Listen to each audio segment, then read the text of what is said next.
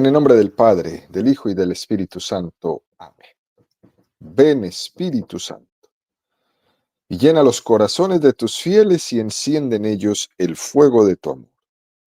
Envía tu Espíritu Creador y se renovará la faz de la tierra. Estamos estudiando el Catecismo de la Iglesia Católica, su tercera parte, la vida en Cristo. Segunda sesión, los 10 mandamientos, capítulo segundo, amarás a tu prójimo como a ti mismo. Artículo sexto. El sexto mandamiento. No cometerás adulterio. Habéis oído que se dijo, no cometerás adulterio. Pues yo os digo, todo el que mira a una mujer deseándola, ya cometió adulterio con ella en su corazón. Continuamos subiendo el monte Sinaí de la mano de Moisés a recibir allá arriba los 10 mandamientos. Son 2.285 metros que mide el monte Sinaí. El Catecismo dedica 505 números al estudio de los 10 mandamientos, es decir, subiremos 4 metros del monte Sinaí por cada número del Catecismo que estudiemos. Hoy nos encontramos en el metro 1256 de altura. Estamos en el tercer apartado de este artículo, donde el Catecismo dedica 20 números al estudio del tema que tiene como título El amor de los esposos. Hoy vamos a profundizar en el número 2369 y 2370 con el tema la fecundidad del matrimonio. Número 2369 del Catecismo de la Iglesia Católica dice: salvaguardando ambos aspectos esenciales, unitivo y procreador, el acto conyugal conserva íntegro el sentido del amor mutuo y verdadero y su ordenación a la altísima vocación del hombre a la paternidad. Es un número extraordinario que viene a sellar todo lo que hemos dicho, por si alguno ha tenido presente el seguimiento que hemos dado. Hoy estamos dando la sexta catequesis sobre el tema del amor de los esposos. Está sellando el catecismo en este número 2369 lo que ha dicho en los números anteriores. Estos dos aspectos de la sexualidad que no se nos pueden olvidar nunca: el aspecto unitivo y el aspecto procreador, porque es el mismo Dios que los ha querido así, unidos. Igual de mentira sería el acto sexual sin amor, como igual de mentiroso el acto sexual cerrado a la transmisión de la vida. Y la Iglesia Católica no solamente explica que el acto sexual tiene que estar abierto a la vida, sino que también tiene que ser una expresión del amor. De lo contrario, es mentira las dos cosas. Y esto, queridos amigos, nos hace entender por qué la moral cristiana habla de los dos aspectos que no se pueden separar en la sexualidad: ese aspecto unitivo y ese aspecto procreativo. Y continuando lo que hemos hecho en estas 6 catequesis sobre el amor de los esposos, sobre la fecundidad matrimonial, seguimos analizando y profundizando en ese discurso que el Papa Benedicto XVI dio a los participantes de ese Congreso Internacional en los 40 años de la encíclica Humane Vitae, en el 2008, donde el Papa Benedicto XVI continúa diciendo: 40 años después de la publicación de la encíclica Humane Vitae, esta doctrina no solo sigue siendo verdadera, sino que está manifestando la gran clarividencia que tuvo el Papa Pablo VI cuando la publicó. El amor conyugal implica la unidad de la persona y la total participación de los esposos, que en la acogida recíproca se entregan a sí mismos en una promesa de amor fiel y exclusivo que brota de una genuina opción de libertad. El Papa aquí está subrayando que el amor conyugal está implicando la unidad de la persona. Lo que era verdad ayer sigue siendo verdad hoy. Y entonces aquí nos encontramos que la palabra clave para entrar en coherencia en sus contenidos sigue siendo el amor. Sigue siendo el amor. Y entonces el Papa Benedicto XVI hace una referencia a la primera encíclica que él escribió. Dios es amor. Deus caritas est. Y dice el Papa que el hombre es realmente el mismo cuando cuerpo y alma forman una unidad íntima. Ni el cuerpo ni el espíritu aman por sí solos. Cada uno por su parte, no.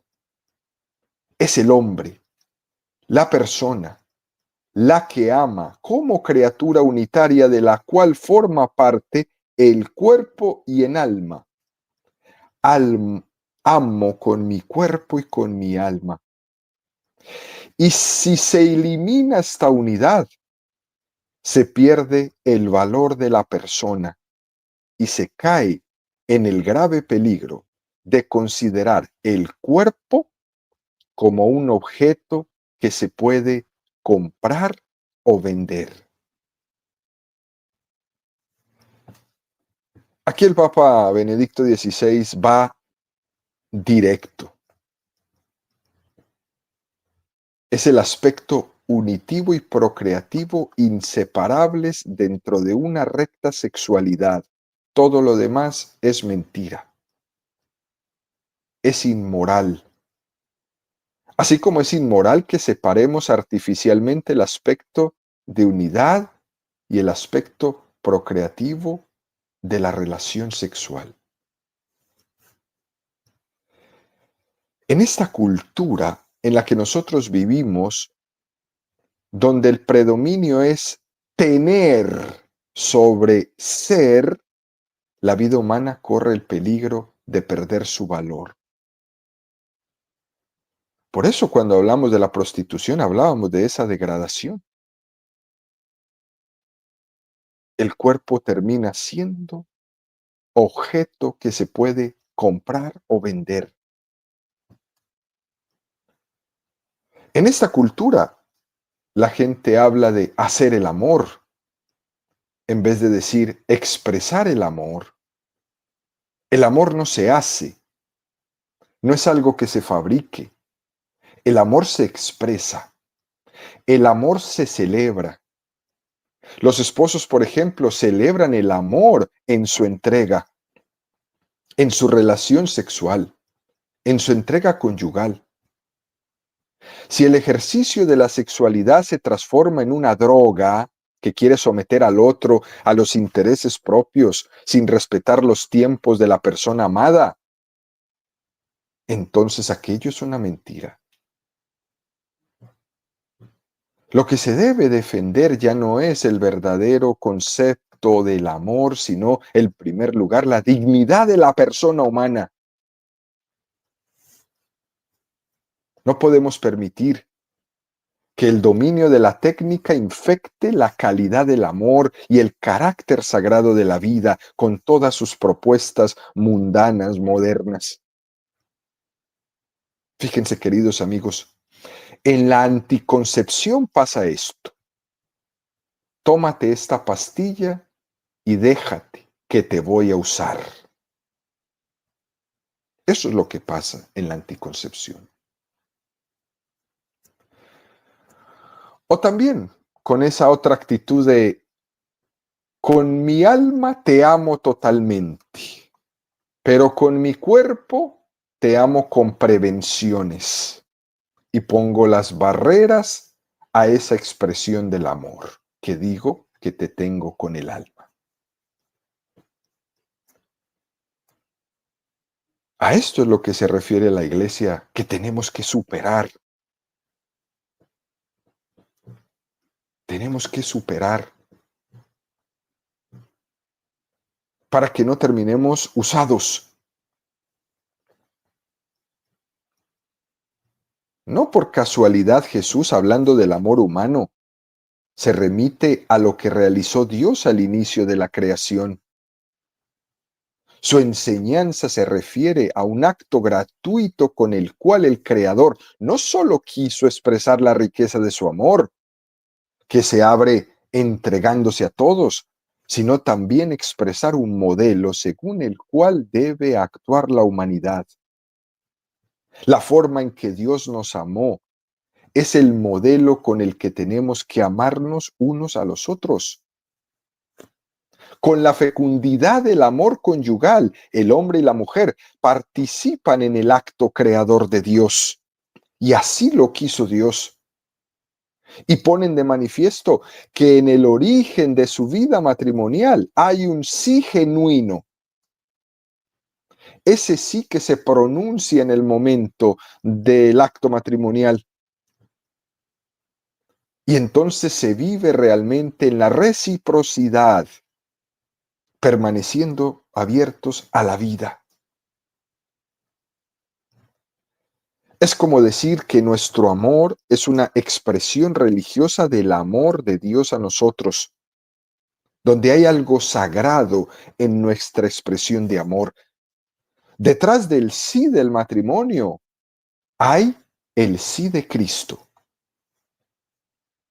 Y esto es algo muy hermoso. Luego sigue diciendo el Papa Benedicto XVI, esta palabra del Señor sigue conservando siempre su profunda verdad y no puede ser eliminada por las diversas teorías que a lo largo de los años se han sucedido.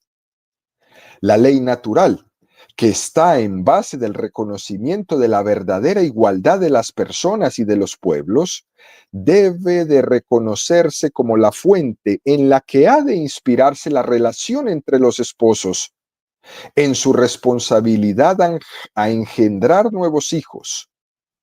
La transmisión de la vida está inscrita en la naturaleza y sus leyes. Siguen siendo la norma no escrita a la que todos deben remitirse. Cualquier intento de apartar la mirada de este principio queda estéril y no produce fruto. El Papa está insistiendo en que la voluntad de Dios, el sí incondicional de Dios, está inscrito en la naturaleza. Por tanto, la anticoncepción es antinatural.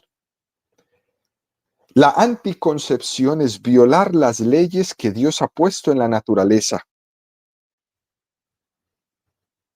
Y quiero hacer en este momento referencia a tres argumentos que se han presentado en los últimos tiempos en contra de esta doctrina moral de la Iglesia Católica. El primer argumento dice que esta doctrina católica está bien, pero hay que entenderla en un principio de totalidad, pero no se puede aplicar a cada acto concreto. Fíjense el argumento. Es decir, una cosa es que alguien tenga una opción fundamental en su vida en la que la sexualidad la ha vivido no de una manera egoísta, sino abierta a la procreación, pero eso no quita que después pueda tener actos concretos donde esté cerrado a la vida. Es una explicación muy tentadora, pero está olvidando algo que es muy evidente, y es que los actos individuales tienen un valor y un significado propio por sí mismos. Fíjense bien, queridos amigos, no vale decir, no importa que hoy no sea generoso, lo importante es que globalmente o generalmente soy generoso. No, no se vale decir eso. Cada acto que hacemos en la vida tiene una licitud o una ilicitud que brota de su sentido interno e intrínseco. Lo explico de una manera más sencilla. Imaginémonos que aplicamos este principio al tema de la fidelidad. una persona dice, generalmente te he sido fiel, pero por una, dos o por ahí 3 veces te he sido infiel, pero no pasa nada, no importa, porque generalmente te soy fiel. Eso no vale. No puede ser así. Porque entenderíamos que es un engaño el recurrir al principio de totalidad, generalmente te soy fiel, para justificar unos actos concretos que son inmorales. Y esto se ha llegado a plantear como argumento moralmente aceptable para algunas personas que piensan así. Generalmente son buenos, pero cuando son malos no importa, porque soy generalmente bueno. Y así va el argumento. Segundo argumento, el llamado conflicto de deberes. El matrimonio que necesita expresarse el amor, pero por otra parte tiene una dificultad objetiva en acoger la vida. Y entonces se plantea el conflicto de deberes. Hoy es muy común. No tengo tiempo porque mi trabajo me lo impide. No tengo tiempo porque mi profesión me lo impide. Entonces, ese conflicto de deberes tienen que elegir y han de optar por el mal menor, que es entonces la anticoncepción, para poder salvar el matrimonio. Imagínese usted, porque ninguno tiene tiempo para cumplir uno de los objetivos del matrimonio, que es la procreación. Entonces, tómate esto, ponte aquello, opérate de aquello y así no tenemos problema. Tenemos toda la sexualidad del mundo que queremos, pero no tenemos ningún tipo de riesgo, según ellos, de que quedes en embarazo. También eso es muy tentador. Pero lo cierto es que no existe un conflicto objetivo. En cualquier caso es un conflicto subjetivo. Porque esto nos recuerda que no existe un amor auténtico, porque ninguno de los dos quiere aceptar la cruz. El amor auténtico se purifica y se aquilata en la cruz, en el fuego, en el crisol, y no en los escapismos, porque entonces terminamos usando uno al otro. Estos conflictos subjetivos de intereses son porque nos cuesta ser fieles al amor. Y entonces preferimos y ponemos por encima de todo los propios intereses egoístas y nos cerramos.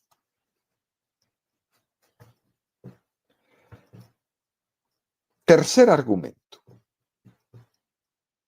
Entonces resulta que los métodos anticonceptivos son rechazados por la moral católica, ¿sí? Y se considera que los métodos naturales, muchas personas que consideran los métodos católicos muy fuertes, y entonces los rechazamos, y dicen que los métodos naturales son inseguros y por tanto no sirven. Y con este argumento, el catecismo nos introduce al número 2370, que dice: la continencia periódica, los métodos de regulación de nacimientos fundados en la autoobservación y el recurso a los periodos infecundos son conformes a los objetivos de la moralidad. Estos métodos respetan el cuerpo de los esposos, fomentan el afecto entre ellos y favorecen la educación de una libertad auténtica.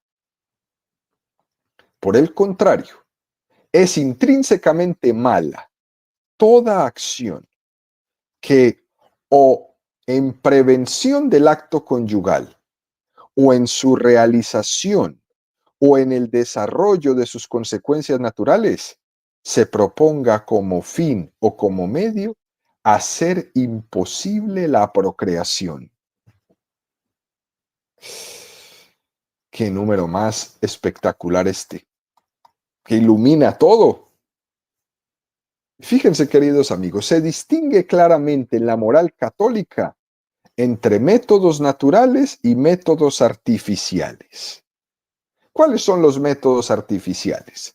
Hay los métodos quirúrgicos, como son la ligadura de trompas, las vasectomías, la esterilización. Hay los métodos mecánicos, como son el DIU, que es el dispositivo intrauterino, el preservativo, los anillos. Están los métodos farmacéuticos, la píldora del día después o todo tipo de anticonceptivos inyectados, o están los métodos falsamente naturales como la interrupción del acto conyugal. Todo eso son métodos artificiales. La Iglesia acepta el recurso de los métodos naturales de la regulación de la natalidad. Y les llamamos así, naturales, porque reconoce que en la propia naturaleza Dios mismo ha dejado inscrito el hecho de que la sexualidad no tiene exclusivamente con finalidad única la procreación. Porque si fuera así, entonces todo acto sexual sería fecundo. Esa sexualidad también es un regalo para el gozo de los esposos, no solamente, no sola y exclusivamente para la fecundación, para la procreación. El método natural sería el recurso a la expresión sexual en esos días no fértiles, o en los días fértiles cuando se busca la concepción o la transmisión de la vida.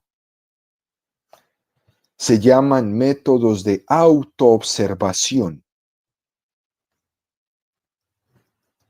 Esto frente a la acusación de que los métodos naturales son ineficaces o inseguros, que era el tercer argumento que hablamos anteriormente.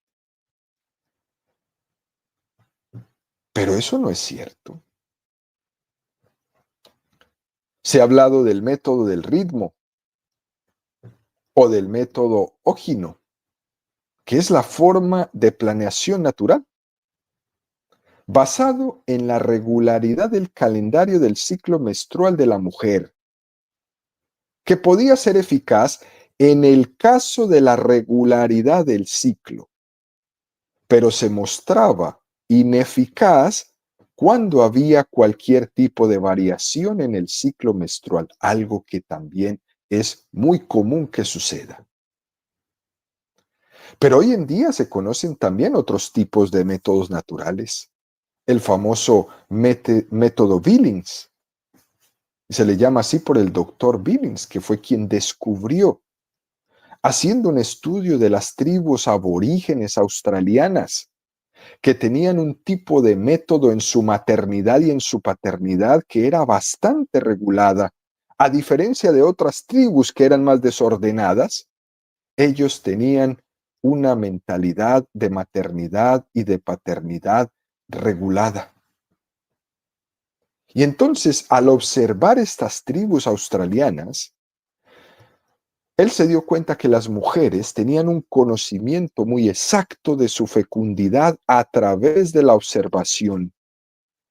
Eso que le llaman la observación del moco cervical. Y a partir de ahí, ellos recogieron y formularon lo que ha venido a llamarse este método, el método Billings. También está el método de la temperatura. Durante la ovulación hay un aumento de la temperatura y se puede llegar a conocer en qué momento la mujer es fecunda o infecunda por medio de esta observación. O también está el método sintotérmico, que es la mezcla entre los dos, entre el método Billings y el método de la temperatura. Todo esto lo ha desarrollado la moral católica. Se ha implementado en los católicos, en las parejas católicas. Ante la acusación de que esos métodos naturales son acientíficos y poco fiables, volvemos a decir que la experiencia nos muestra que eso no es cierto. En los datos de la Organización Mundial de la Salud, ellos mismos dicen que los métodos naturales llegan a tener un grado de efectividad superior a los métodos artificiales. Y eso ya es mucho que decir que lo diga una organización como estas. Lo que ocurre, queridos amigos, es que los métodos naturales son gratis. No favorecen los intereses económicos de ninguna empresa que se dedica a fabricar y a comercializar todo tipo de métodos artificiales. Lo que pasa es que los métodos naturales requieren tiempo, autoobservación, conocimiento de uno mismo. Algo que el hombre moderno no tiene ni quiere, porque está impulsado por la cultura del hedonismo, de obtener siempre el máximo placer con el mínimo esfuerzo, y aquí nadie tiene tiempo de mirarse. Entonces, mejor hazte esto, hazte lo otro, porque aquí no hay tiempo de mirarse. De tal manera que hemos llegado a darnos cuenta que los métodos naturales tienen muy poca difusión, no se educa sobre ellos, tienen poca acogida. Y de hecho hay un gran desconocimiento de los métodos naturales, incluso entre los profesionales de la medicina, como los ginecólogos, los doctores, que nunca lo sugieren. Nunca lo sugieren. Existen estudios, incluso, sobre el grado de conocimiento de estos métodos naturales para el control efectivo y natural de la natalidad, y se concluye que el grado de conocimiento es supremamente bajo. En la preparación de los matrimonios no se les habla de esto. Parece que esas jóvenes parejas llegan allá con las personas que los educan o que los preparan para el matrimonio, y esto parece un tabú, donde se les da miedo tocarlo. Y no puede ser así. Yo felicito a todas esas organizaciones dentro de la iglesia que se dedican a la preparación de los matrimonios, que se toman este tema en serio y que le dedican el tiempo necesario para que estas parejas entiendan que no deben matarse a punta de medicamentos y de pastillas y de anticonceptivos, y que existen otros métodos aprobados por la iglesia para conocerse, pero vas a necesitar tiempo, observación, paciencia.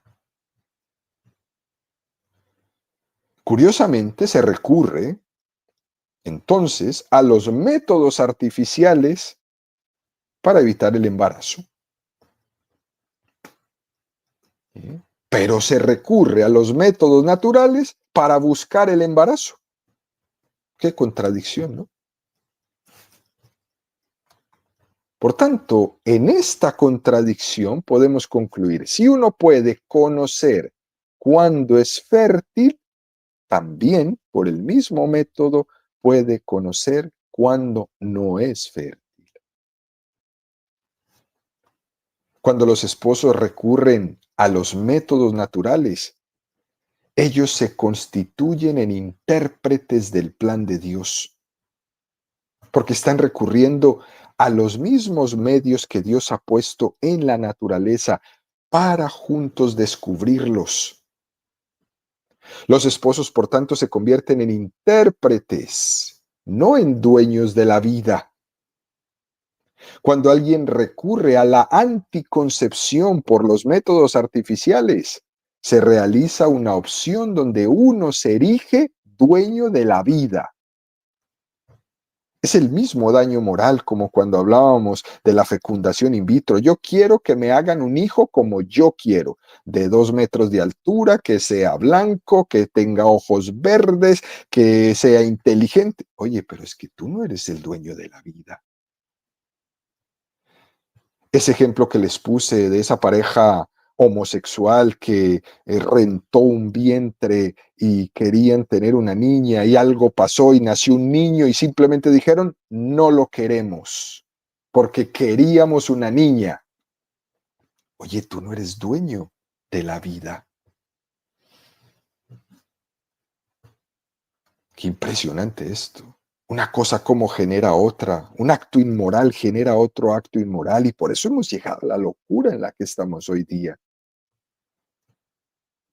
Entre las prácticas anticonceptivas y el recurso a los métodos naturales se da una diferencia sustancial. Son dos concepciones irreconciliables y por eso en la iglesia siempre se ha enseñado lo mismo, los métodos naturales. La elección de los ritmos naturales comporta la aceptación del tiempo de la persona, es decir, del tiempo de la mujer. Y con esto, la aceptación del diálogo, del respeto recíproco, de la responsabilidad común, del dominio de uno mismo. Hoy no puedo, me domino. Aceptar el tiempo y el diálogo significa reconocer el carácter espiritual de que eres persona, no cosa. Y a la vez reconozco el carácter corporal de esta comunión conyugal. Quienes han ejercido estos métodos de regulación natural de la fertilidad se han visto fortalecidos en su amor y en su unión conyugal. Los demás expuestos a todo. Y volvemos a insistir en que hay una facilidad de derivar en el uso de la persona cuando se utilizan los métodos artificiales. Ese uso de la persona es totalmente una consecuencia. Mientras que en los métodos naturales se está aceptando el diálogo y un lenguaje corporal, donde el hombre y la mujer están supeditando la impulsividad, el instinto carnal, y están poniéndose en otro nivel, en el nivel de educar el amor. Y me atrevo a decir también, queridos amigos, que en la lógica de la anticoncepción es muy fácil luego introducir el aborto. Porque cuando los métodos anticonceptivos fallan, es fácil recurrir al aborto. De hecho, hay muchos métodos anticonceptivos que en sí mismos son abortivos, como es el caso, por ejemplo, del DIU o de otros fármacos. Esos son abortivos. Sin embargo, eso no pasa en los métodos naturales. Cuando falla el método natural y hay un embarazo, difícilmente se termina en un aborto. Porque es que hay un lenguaje distinto. En el método natural, la pareja está buscando lo que Dios quiere, no lo que ellos quieren. Se está intentando interpretar lo que Dios quiere de nosotros. Incluso, en forma de conclusión, queridos amigos, me parece providencial que los métodos naturales sean efectivos solo el 98%. Es providencial que exista el 2% de ineficacia en el método natural, porque eso quiere decir que la última palabra en ese 2% la tiene Dios.